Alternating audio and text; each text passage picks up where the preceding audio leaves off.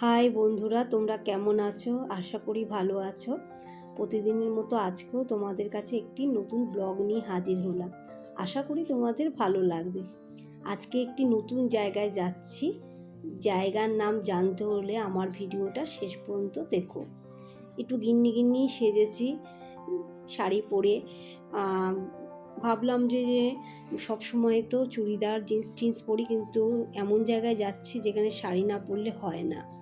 এই যে আমার হাজব্যান্ড আর ছেলে আগে যাচ্ছে, আমি পেছনেই যাচ্ছিলাম। গাড়ির সিগন্যাল হয়ে গেছে ঢুকবে করে, তো এসে পৌঁছে গেলাম ঠাকুরনগর স্টেশন। এই স্টেশনের নাম হয়তো তোমরা সবাই জানো, তবুও বলি এই স্টেশন খুবই বিখ্যাত একটা জায়গা।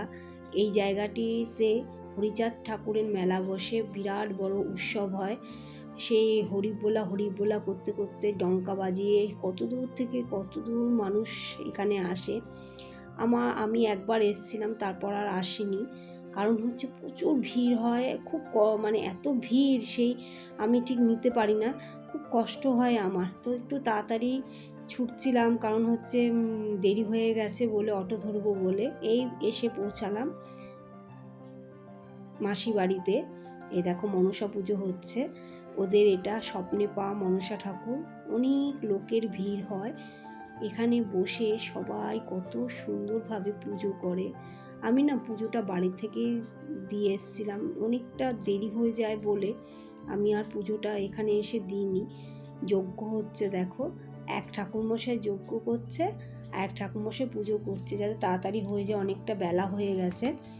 এই দিন না এরা কেউ কিন্তু নিজের বাড়িতে রান্না করে না, সবাই এখানে বসে প্রসাদ খেয়ে যায়। তো এখানে কি কি প্রসাদ হয়েছে তোমাদের একটু আগে থেকে দেখায়, নাহলে ভিড় হয়ে গেলে আর ভিডিও করতে পারবো না, তাই ফাঁকায় ভিডিওটা করে নিলাম। দেখো এই যে এখানে সব রান্না হচ্ছে, এখনো পুরোপুরি হয়নি। এই যে পাঁচমিশালি একটা তরকারি করেছে পনিরের তরকারি, ডালটা ঢাকা আছে, ভাতও এখনো হয়নি।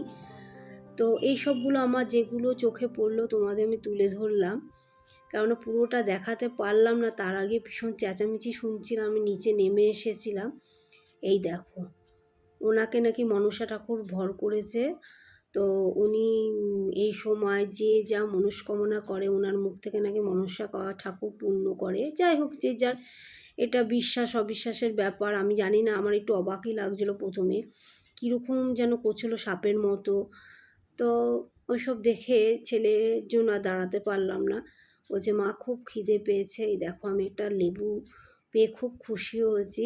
খেতে লেবু খাওয়া মানে ভীষণ, মানে এত ভালো লাগে ডালের সাথে আমার, সে বলবার মতো না।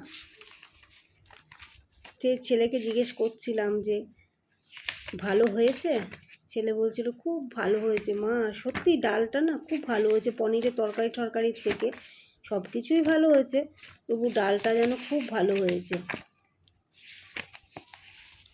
তো আমার এই ভিডিওটা তোমাদের যদি ভালো লাগে, তাহলে কিন্তু আমি আবার নতুন ব্লগ নিয়ে তোমাদের কাছে উপস্থিত হব।